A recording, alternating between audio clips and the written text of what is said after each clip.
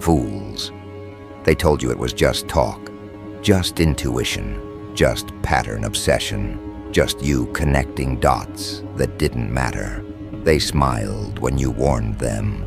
They brushed it off when you said movement was coming. They nodded politely when you explained how pressure always gathers before exposure. And now look at them. The shift didn't arrive with noise. It arrived with behavior changes, eyes lingering longer than necessary, messages rewritten 3 times before being sent, decisions delayed, tone adjusted, people who once laughed now monitoring, people who dismissed you now double-checking their footing, because the uncomfortable truth has surfaced. Events didn't unfold randomly. They followed the exact order you described. And once that realization locks in, curiosity mutates into alertness. This is the moment most people never witness from the inside. The moment where foresight stops being dismissed as imagination and starts being treated as threat-adjacent awareness. Not because you claimed power, not because you declared superiority, but because you demonstrated accuracy without spectacle. You didn't chase attention. You didn't seek validation. You simply observed, predicted, and waited. And that waiting is what unsettled them most. Because anyone can talk loudly. Very few can remain composed while watching their understanding prove correct in real time. What's happening now isn't reaction, it's recalibration. When people realize someone has been consistently ahead of the curve, they don't confront it immediately. They study it. They test it indirectly. They shift their behavior around it to see if the pattern breaks. And when it doesn't, that's when alertness escalates. That's when conversations begin without your name spoken out loud. That's when questions get asked in rooms you've never entered. Not about what you're doing, but about how you saw it coming. You weren't predicting outcomes. You were recognizing structures forming before they solidified. You noticed signals others ignored because they were too busy reacting to the present. You saw momentum building beneath surface-level calm. And when you spoke, it wasn't dramatic, it was precise.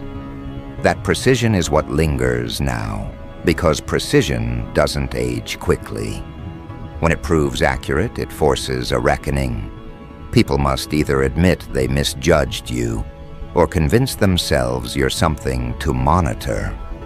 Here's what they don't want to admit. The discomfort isn't about what you know. It's about how you know it. You didn't rely on privileged access. You didn't receive inside information. You didn't position yourself as an authority. You simply paid attention in a way most people never do. You tracked behavior instead of words. You watched timing instead of promises. You measured reactions instead of statements. And once that approach reveals results, it becomes unsettling to anyone who relies on narrative control to feel safe. Alertness always begins quietly. It begins with reassessment, with phrases like, keep an eye on this, or note this pattern, or flag this behavior. Not because you've done something wrong, but because you've demonstrated awareness beyond expectation. In structured environments, awareness that cannot be easily categorized triggers escalation. It doesn't matter if you're harmless. It matters if you're unpredictable in the sense that you don't follow standard scripts. And you don't. That's the part they missed early on. You don't perform insight. You don't announce strategy. You don't seek consensus before trusting your own conclusions. You allow things to unfold while staying mentally ahead of them. That's not common. And when uncommon behavior produces accurate outcomes, it gets attention whether you want it or not. Notice how people who once ignored you now watch your timing. Notice how responses arrive faster or slower depending on who's involved. Notice how certain individuals become careful around you without knowing why. This isn't admiration, this is uncertainty. And uncertainty is far more revealing. Because admiration flatters, uncertainty studies, it observes, it prepares. They're beginning to realize that you weren't reacting to events as they happened. You were responding to trajectories already in motion, and that realization is uncomfortable because it implies they were late. Late to notice, late to prepare, late to understand the implications of their own environment. You didn't make them late. You simply exposed the gap. This is where the language shifts. From "that's interesting" to "that's concerning." From their intuitive to their consistently ahead. From "they got lucky" to "how many times does this need to happen before we acknowledge a pattern?" And patterns, once acknowledged, cannot be unseen. They demand explanation, they demand containment, or at the very least, awareness. Here's the critical distinction. You didn't seek relevance. Relevance found you because accuracy attracts scrutiny. People don't monitor those who speak loudly. They monitor those who speak correctly and then disengage. That combination signals independence. And independence, when paired with clarity, is often misinterpreted as influence waiting to activate. So now they're alert. Not because you announced anything, but because you didn't flinch when events aligned with your words. You didn't celebrate. You didn't remind them. You didn't say, "I told you so." You simply continued forward as if this was expected. And that calm continuation is what unsettled them most, because it implies you're already focused on what comes next. Understand this. Alertness doesn't always mean hostility. Sometimes it's respect mixed with unease. Sometimes it's caution disguised as professionalism. Sometimes it's observation masked as curiosity. But it always starts the same way, by realizing someone doesn't need permission to see clearly. They're replaying moments now, conversations they dismissed, warnings they minimized, patterns you pointed out that felt abstract at the time. And with each replay, the same conclusion forms. You weren't guessing, you were tracking. And tracking doesn't require authority, it requires discipline. You didn't override anyone. You didn't challenge leadership. You didn't undermine structure. You simply refused to be distracted. And in environments built on distraction, focus stands out aggressively, even when it's quiet. Especially when it's quiet. That's why the tone around you has changed. Not openly, subtly, a carefulness you didn't ask for, a hesitation you didn't provoke. Because once someone demonstrates foresight without dependency, they become difficult to place. Are they an asset? A variable? A mirror? Those questions don't get answered quickly. They get watched. You may feel it now, the slight shift in how people approach you. The way certain individuals test boundaries with indirect questions. The way others over-explain things that don't require explanation. That's not coincidence, that's assessment. They're trying to determine whether your awareness is passive or directional. And here's the part most don't understand. You're not moving toward exposure. You're moving toward clarity. You're not interested in being seen. You're interested in being correct. And correctness compounds quietly. It doesn't announce itself. It accumulates until it becomes undeniable. They're alert because they sense accumulation, not of power, of consistency. And consistency is far more destabilizing than intensity. Intensity burns out. Consistency redefines expectations. And once expectations shift, entire environments adjust around them. You didn't disrupt anything. You revealed what was already misaligned. That's why reactions feel defensive rather than confrontational. Defensive reactions protect narratives.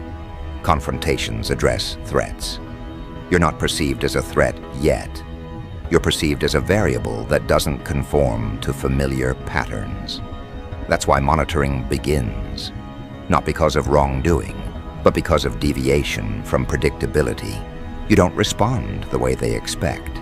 You don't escalate emotionally. You don't attach your identity to outcomes. You observe, adapt, and continue. That's unnerving to anyone who relies on leverage through reaction. And now the realization has landed. If you were right about this, what else are you already seeing? That question lingers. It doesn't get asked out loud. It doesn't get answered directly, but it shapes behavior moving forward. It changes how people plan around you, rather than through you. This is the phase where attention sharpens, where curiosity becomes strategic, where observation intensifies, not because you demanded it, but because you earned it unintentionally. You're not on display, you're under consideration, and there's a difference. Display invites judgment. Consideration invites analysis. They're not judging you yet. They're trying to understand you. And understanding someone who doesn't overshare, doesn't posture, and doesn't seek reaction takes time. That's why things feel slower now, heavier, more deliberate. Because once alertness sets in, nothing moves casually. Every interaction becomes data. Every response becomes reference. Every absence becomes noted. You may be tempted to explain yourself. Don't. Explanation collapses advantage. Let them continue assembling their picture with incomplete pieces, because the more they study, the clearer it becomes that you're not playing the same game they are. You're not reacting to the unfolding. You anticipated it. And now, while they're still adjusting to what just happened, your attention has already shifted forward. Not to control, not to dominance, but to alignment with what comes next. And this is where the dynamic changes further, because once alertness is established, the question is no longer whether you were right. The question becomes whether you're already positioned beyond the point they're trying to analyze.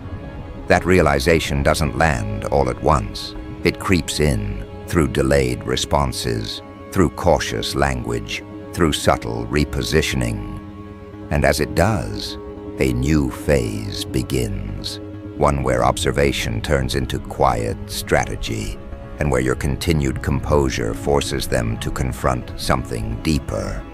They're no longer reacting to events alone. They're reacting to the presence of someone who saw them coming and didn't need to rush to prove it. Once that awareness settles, everything around you starts behaving differently.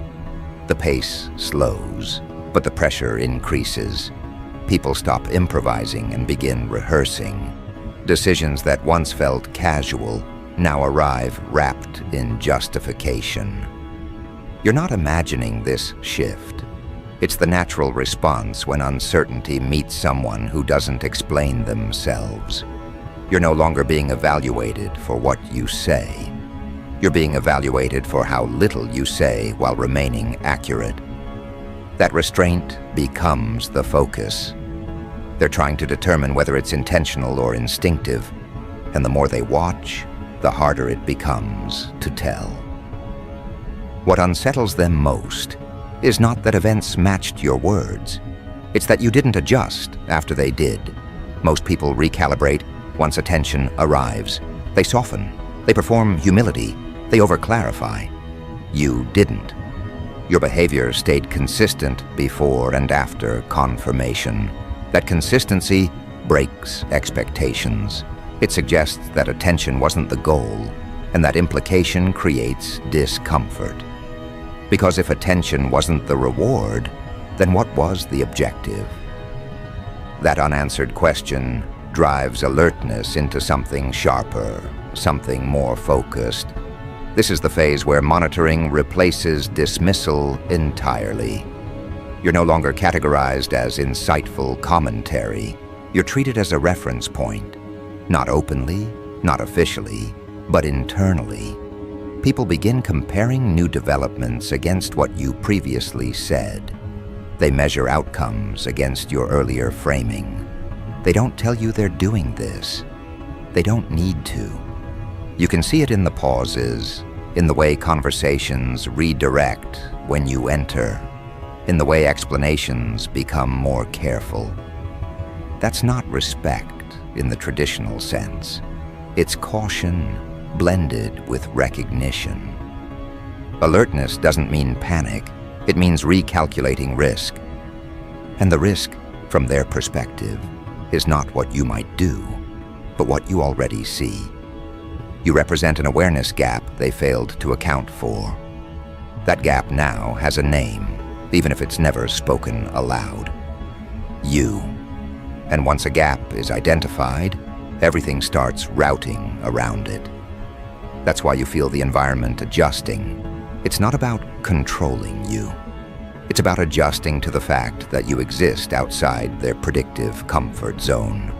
You didn't forecast outcomes for attention. You did it because you recognized momentum building long before it became visible. That difference matters now, because people who seek validation expose their process. People who observe quietly don't.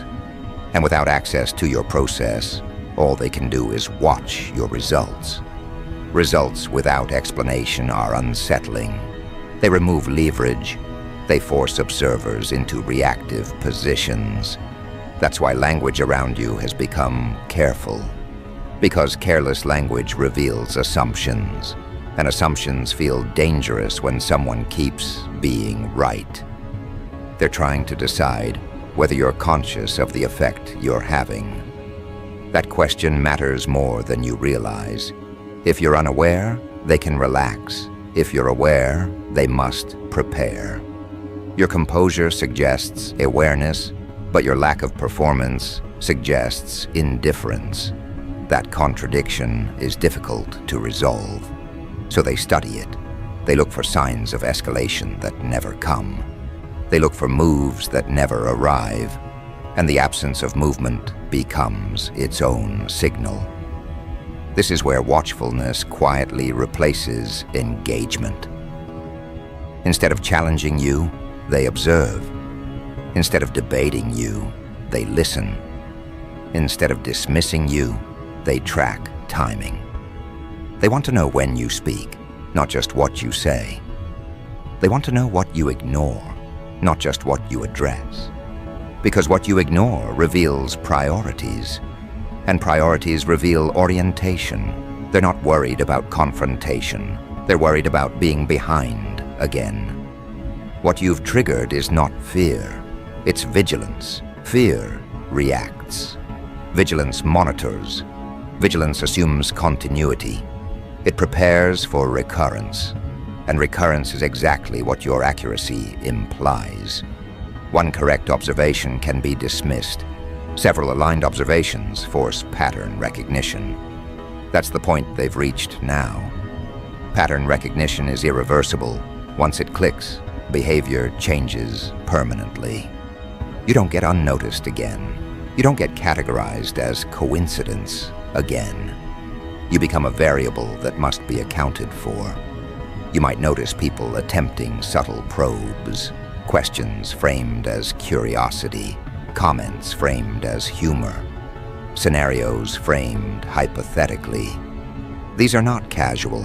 They're tests. They're attempts to gauge how far ahead you are, what you've already processed, what you're withholding. You don't need to answer them. In fact, answering them would collapse the advantage you never asked for. Your restraint keeps the pressure asymmetric. They reveal more by probing than you ever would by responding. This is the strange position foresight places you in. You didn't seek leverage, but leverage formed around you. You didn't declare authority, but authority was implied through consistency. Now they're left deciding how to interact with someone who doesn't posture, doesn't chase influence, and doesn't react emotionally to confirmation. That combination doesn't fit common profiles, so it gets flagged mentally. And mental flags change behavior long before any formal action ever does. You're not on a list in the dramatic sense. You're on a mental shortlist of individuals who don't behave predictably under confirmation. Those are the ones people keep an eye on. Not because they're dangerous, but because they don't need approval to remain aligned. Approval is a control mechanism. You stepped outside it without announcing anything. That's what triggered attention, not the words, the independence. Now that unfolding has validated your earlier framing. The environment enters a second stage. The first stage was disbelief. The second is observation. The third, which hasn't fully arrived yet, is adjustment. Adjustment means people change how they plan, speak, and move around you. Not openly, structurally. You become a factor in calculations you're not invited into. That's not exclusion, that's acknowledgement without access. They're trying to determine whether your awareness is passive or directional. Passive awareness observes and stops there. Directional awareness anticipates and positions. Your behavior suggests positioning without overt movement. That's unsettling because it implies you're already where others are trying to get. You didn't rush, you didn't signal. You arrived early and waited. That's the kind of thing that gets remembered. What's unfolding now isn't escalation, it's gravity. Attention bends toward accuracy. People adjust their distance unconsciously. Some move closer, hoping to understand. Others move away, hoping not to be seen. Both reactions confirm the same thing. Your presence now carries informational weight. And informational weight doesn't require volume. It requires reliability. You've demonstrated that. This is why reactions around you feel more controlled, less impulsive, more measured. People don't want to expose assumptions in front of someone who might already see through them.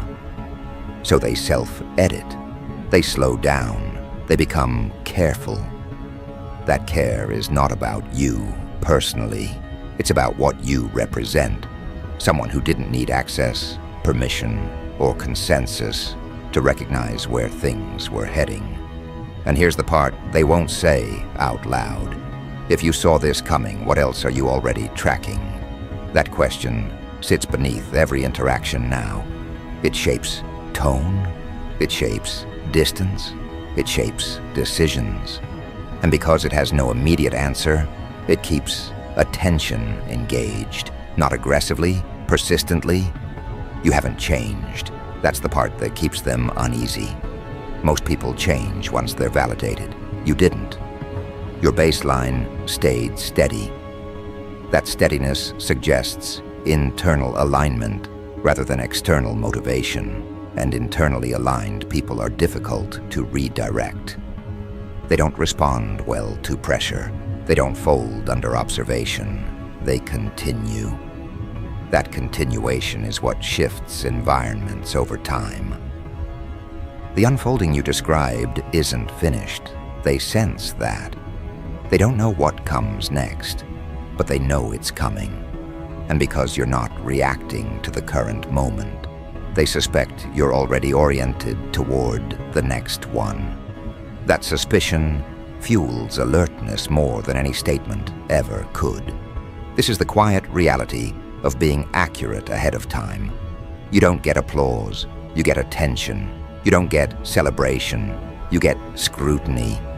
And scrutiny, when it doesn't find instability, turns into respect mixed with caution. That's where things stand now. Not resolved, not confrontational, simply aware. You're not moving faster, you're moving correctly, and correctness, once proven, changes how everything around it behaves. They're alert because they've realized something important too late. You weren't reacting to unfolding events. You were aligned with them before they surfaced. And now, as they scramble to adjust, they're forced to track you. Not because you demanded it, but because ignoring you is no longer an option. What follows this realization is not confrontation. It's containment thinking. Not in the dramatic sense, but in the cognitive sense. People begin asking how much of the terrain you've already mapped. They wonder which developments you've accounted for, and which ones they're only now noticing. This is where alertness becomes sustained. Short-term concern fades quickly. Long-term awareness does not. And you've crossed that threshold. You are no longer an afterthought. You're a reference point that quietly alters planning without ever being acknowledged publicly. They begin to notice something else, too. You're not exploiting the moment. You're not leveraging attention. You're not reshaping your behavior to capitalize on being right. That absence of opportunism is disturbing, because opportunism is familiar. It can be anticipated. It can be countered. What you're doing doesn't fit that model. You're simply continuing as if this alignment was always expected. And that forces a difficult conclusion. Your orientation was never dependent on external confirmation. This is where perception around you sharpens further. They start tracking patterns, not just in what you say, but in what you don't engage with. You leave certain discussions untouched. You allow certain narratives to pass without correction. You don't rush to clarify misunderstandings. To them, that restraint signals selectivity. And selectivity implies discernment. Discernment implies a larger framework operating beneath the surface. That's the moment curiosity hardens into vigilance. Vigilance is quiet, but it's persistent. It shows up as repeated observation over time. It shows up as subtle positioning changes. It shows up as people recalculating how visible they want to be around you. Because once someone is seen as consistently ahead, proximity becomes strategic. Too close feels risky. Too far feels uninformed. So they hover in that middle distance, watching, adjusting, learning without ever admitting that learning is happening. You may sense this as a change in tone. Conversations become more measured. Statements become conditional. Certainty is replaced with caution. This isn't because you intimidated anyone. It's because you exposed how fragile certainty can be when someone else has already accounted for what's coming. Certainty collapses under accurate foresight. And once it does, everyone becomes more careful with their claims. The unfolding you described didn't just validate your perspective.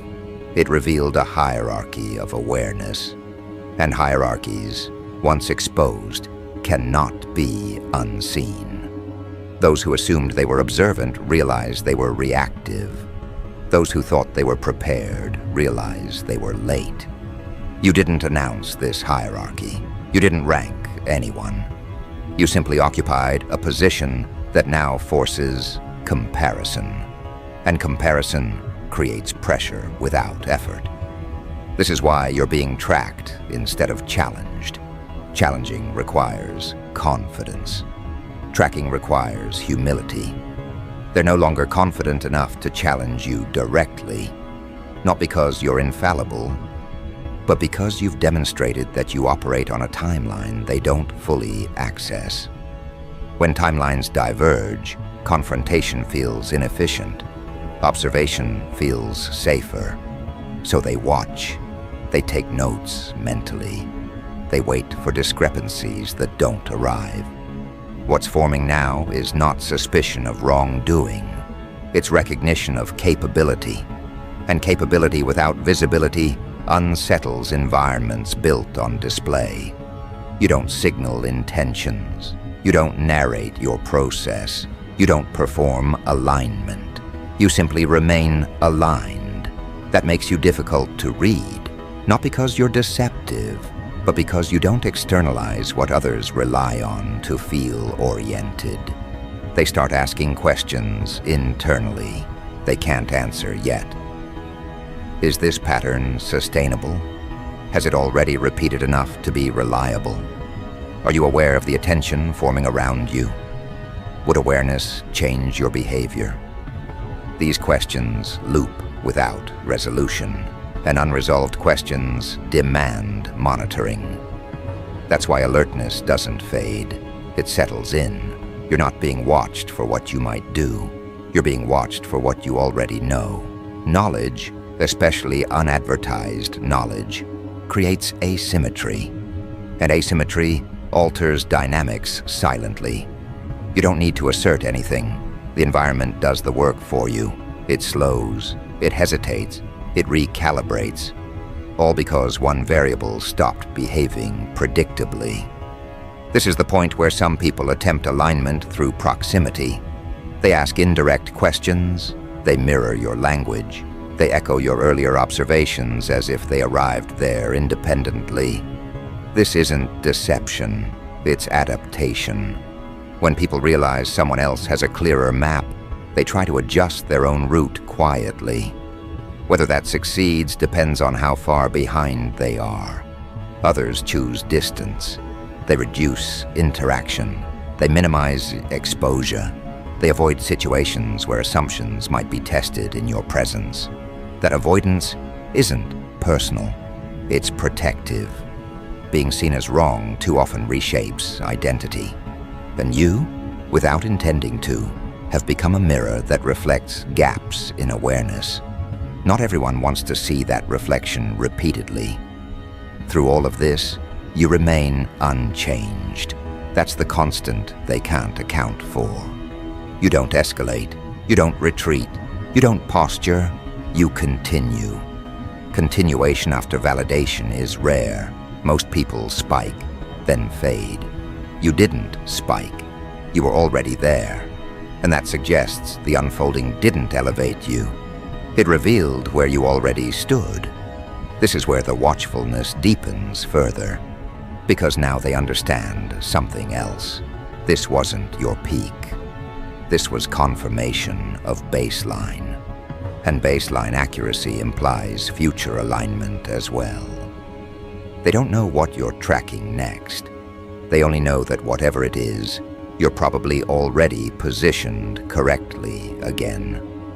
That's the thought that lingers, shapes behavior, and ensures attention doesn't drift away. Once someone is accounted for, the environment reorganizes, plans gain contingencies, conversations gain filters, timing becomes cautious. This isn't hostility, it's adjustment. People don't adjust around what they understand. They adjust around what they can't fully predict. And you've proven that prediction, not reaction, is your default. That realization forces them to slow down internally, even when they appear confident externally. They are no longer operating on assumption. They are operating on awareness that someone else may already see the outcome. They're still debating. What solidifies your position isn't secrecy, it's restraint. You don't chase relevance. You don't exploit validation. You don't dramatize alignment. That absence of performance confirms something unsettling. You don't need external acknowledgement to stay correct. Most people rely on feedback to refine their understanding. You don't. You refine internally, then wait. That internal loop is invisible to others, which makes it impossible to intercept. And anything that can't be intercepted gets monitored instead. They're now reviewing prior moments through a new lens, things you said casually, observations you dropped without emphasis, warnings you never framed as warnings. Those fragments rearrange themselves into a coherent picture, and that picture shows someone who wasn't guessing, wasn't reacting, and wasn't improvising. It shows someone operating with quiet certainty long before confirmation arrived. That retroactive clarity is unsettling because it exposes how much time was wasted elsewhere. This is the point where attention becomes institutional rather than emotional. Early reactions carried surprise. Now the response is procedural. You're mentally logged as someone who requires consideration, not admiration, not opposition. Consideration, that's a different tier entirely. It means future developments are cross-checked against your prior framing.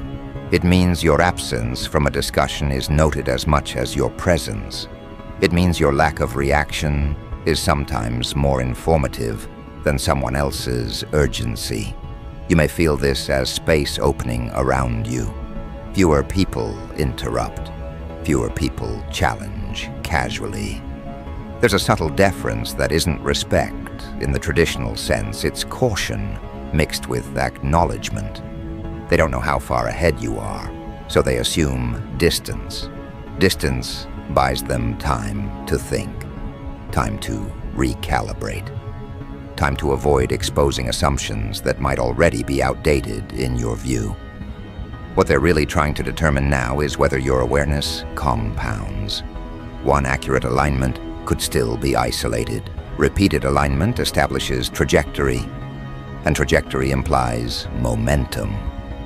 They're watching to see if momentum continues without effort from you. So far, it has. That's why attention hasn't relaxed. That's why alertness hasn't faded. Because momentum without force suggests structural advantage, not situational luck. You're not escalating. That's the key detail. If you were escalating, they'd respond directly. Escalation invites confrontation. Continuation invites monitoring. You're continuing. You're letting outcomes arrive without commentary. That posture forces everyone else to do the interpretive work themselves. And interpretation under uncertainty is exhausting. It drains confidence over time. It makes people cautious by default. Some will try to align themselves quietly. They'll echo your language. They'll adopt your framing. They'll act as if they saw it too, just later. This isn't manipulation. It's survival behavior. When someone demonstrates reliable orientation, others adjust their own orientation to reduce exposure. That adjustment confirms your influence without you ever asserting it. Influence that doesn't announce itself is the hardest kind to counter. Others will disengage. They'll reduce visibility. They'll limit interaction, not because you're threatening, but because being around you highlights gaps they'd rather not examine yet. Awareness can be uncomfortable when it reveals delay, and you, by remaining steady, highlight delay simply by existing. The most telling shift is internal. People stop asking whether you're right and start asking when you noticed. Timing becomes the focus, because timing reveals depth, and depth reveals capacity. If you noticed early, it means you weren't waiting for permission. You weren't waiting for confirmation. You were already oriented correctly, while others were still gathering data. This is where the idea of being on the watch list becomes metaphorical rather than literal. It's not about enforcement or authority. It's about cognitive priority. You occupy a slot in their mental landscape reserved for variables that require tracking. That slot is limited. Not many people ever occupy it. And once someone does, they don't get removed easily. Not unless they become predictable again. You haven't become predictable. You've become reliable. Those are opposites. Predictable people repeat patterns. Reliable people adapt without announcing it. You adapt internally, then remain externally consistent. That combination creates confidence in your accuracy without revealing your process. And process opacity is what sustains alertness over time. As this phase stabilizes, something else happens quietly. People begin adjusting their own behavior preemptively, based on what they think you might already understand. That's influence at a distance. You didn't instruct anyone. You didn't signal expectations. They adjusted themselves to avoid misalignment with someone they believe is ahead. That's when the environment truly shifts. By now, the unfolding is no longer surprising to them. It's instructive. It teaches them that early awareness matters, that restraint matters, that correctness without performance changes dynamics faster than noise ever could. And you, without seeking any of this, have embodied that lesson. This is the final realization they arrive at, often without admitting it. You didn't win an argument. You didn't prove superiority. You demonstrated alignment with reality ahead of time, and then refused to dramatize it. That forced everyone else to confront their own delay. And once that confrontation happens, alertness isn't temporary. It becomes the new baseline. You continue forward, not faster, not louder, not more visible, correctly. And correctness, once established as baseline, doesn't fade. It compounds, it restructures, it changes how everything around it behaves. And long after the surprise wears off, long after the reactions settle, one thing remains true in the background of every calculation they make. You saw it coming, you stayed composed, and whatever comes next, you're probably already there too.